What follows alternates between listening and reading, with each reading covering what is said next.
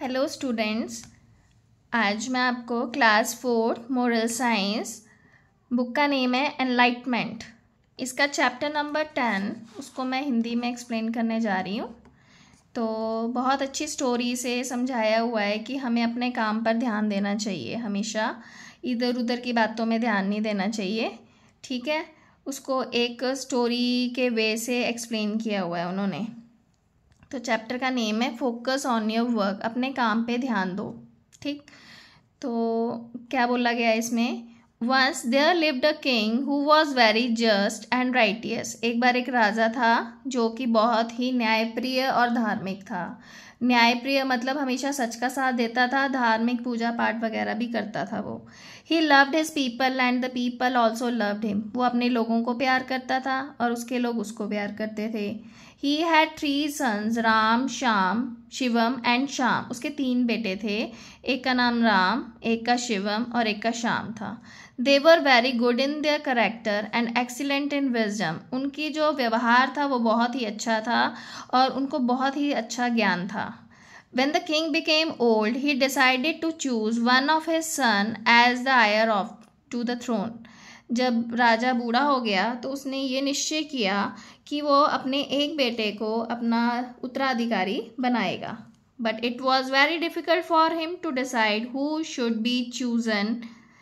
तो ये उसके लिए बड़ा मुश्किल हो रहा था कि तीनों बच्चे अच्छे हैं कि मैं किसको अपना राज सिंहासन दूँ। ही वॉज इन डायलेमा, वो मतलब असमंजस में था, डाउटफुल था।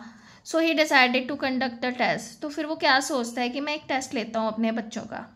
One day the king took the 3 sons to countryside. एक दिन जो राजा है वो अपने तीनों बेटों को अपने जो भी कंट्री उससे बाहर की साइड को लेके जाता है।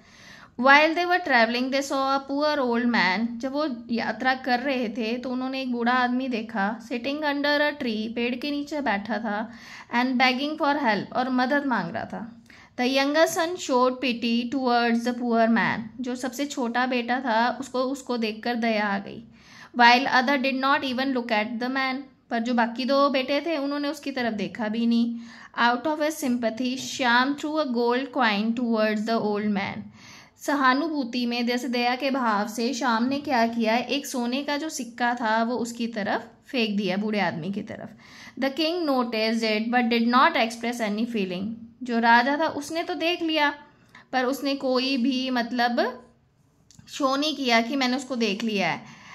As the evening approached, he asked the charioteer to return to the palace. शाम हो गई तो वो अपने जो सारथी, जो रथ चला रहा था उसको बोला चलो वापस महल में चलते हैं। When they were traveling towards the palace, जब वो पैलेस की तरफ जा रहे थे, the king saw a parrot sitting on an eucalyptus tree. तो राजा ने देखा एक तोता है वो यूकेलिप्टस के पेड़ पर बैठा है। He remembered the story of Guru Dronacharya and decided to test his son in the same way. उसको गुरु द्रोणाचार्य की जो कहानी थी वो याद आ गई। तो जैसे गुरु द्रोणाचार्य ने अपने शिष्यों का एक टेस्ट लिया था जिसमें उन्होंने एक पेड़ पर मछली टांगी थी और अपने शिष्यों को बोला था कि उसकी आंख पे निशाना लगाना है, तो आपको क्या दिख रहा है। सेम उसी वे से उन्होंने क्या किया, एक जो तोता बैठा हुआ था पेड़ पे, अब वो अपने बच्चों से मतलब तोते से रिलेटेड कुछ बोलते हैं, उसको मारना है तो आपको क्या नज़र आ रहा है। तो उसी वे से उनको आइडिया आता है कि चलो मैं भी ऐसे ही अपने बच्चों का टेस्ट लेता हूँ। He asked the charioteer to stop the chariot and asked his sons to get down. अब वो क्या करता है, सारथी को बोलता है रथ रोको, और अपने बेटों को नीचे उतरने के लिए बोलता है। Then he showed the parrot to his sons from a distance. फिर दूर से तोता दिखाता है अपने बच्चों को।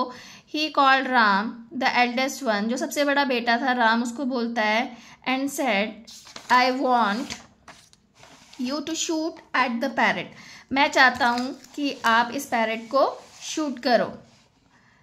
Take out your bow and arrow and aim at it. अपनी वो मतलब तीर और धनुष निकालो और उसको मतलब मारने की कोशिश करो। एज द प्रिंस एम, जब वो निशाना लगाता है, ही आस्क्स, वो पूछता है राजा, tell me what do you see, कि तुम्हें क्या दिखाई दे रहा है।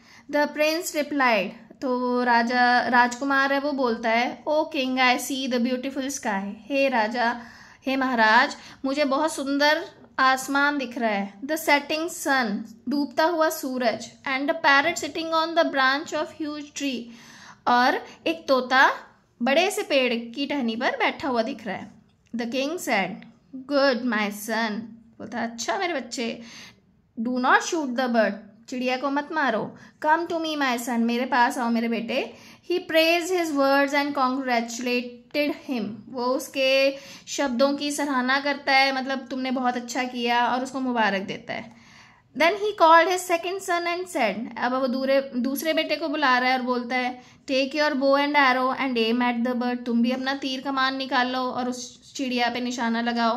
While the prince aim at the parrot, जब वो तोते की तरफ मतलब निशाना लगाता है, he asked the same question, तो राजा फिर से अपने दूसरे बेटे से वही क्वेश्चन पूछ रहा है, tell me what do you see, कि तुम्हें क्या दिखाई दे रहा है। प्रिंस शिवम, अब दूसरा बेटा कौन था, शिवम, वो बोलता है, I see a huge eucalyptus tree with its swinging branches and parrot on it. मुझे एक बड़ा सा यूकेलिप्टस का पेड़ दिख रहा है और उसकी टहनी पर एक तोता बैठा हुआ है। The king said, well my son, तो राजा बोलता है, शाबाश मेरे बेटे, do not shoot the parrot, तुम इस तोते को मत मारो, come to me, मेरे पास आओ। The prince was happy and the king hugged him with joy. तो जो राजकुमार है वो खुश होता है और राजा उसको बड़े खुशी से गले लगा लेता है, हग मतलब गले लगाना। At last the king called his younger son, last में वो सबसे छोटे बेटे शाम को बुलाता है, and said, my son take your bow and arrow, तुम भी अपना तीर कमान निकालो, tighten it and aim at the bird, उसको कसो और चिड़िया पे निशाना लगाओ। The prince carefully tightened his bow and arrow and aim at the parrot, वो उसको मतलब तीर कमान को कसता है और चिड़िया की तरफ, तोते की तरफ निशाना लगा रहा है। He was ready to shoot the parrot when the king stopped him and asked him the same question, जैसे ही वो निशाना लगाने लगता है राजा उसको रोक देता है और बोलता है, बेटे तुम्हें क्या दिखाई दे रहा है, सेम क्वेश्चन पूछ रहा है, what do you see. The young prince replied, वो छोटा राजकुमार क्या बोलता है, I am just seeing the neck of the bird, मुझे सिर्फ चिड़िया की गर्दन दिख रही है महाराज। द किंग सेड, शूट, तो चलाओ फिर। The prince let the arrow go and within the second the parrot fell on the ground, वो राजकुमार क्या करता है, तीर चलाता है और कुछ ही सेकेंड्स में तोता नीचे गिर जाता है ज़मीन पर। The king embraced him and kissed him, king उसे गले लगा लेता है और चूमता है। He said, lord bless you my son, खुश रहो मेरे बच्चे, आशीर्वाद दे रहा है वो उसको। The incident enable the king to select the heir to the throne, ये जो घटना थी उसने राजा को अपना उत्तराधिकारी चुनने का मतलब आसान कर दिया, एक मौका दिया।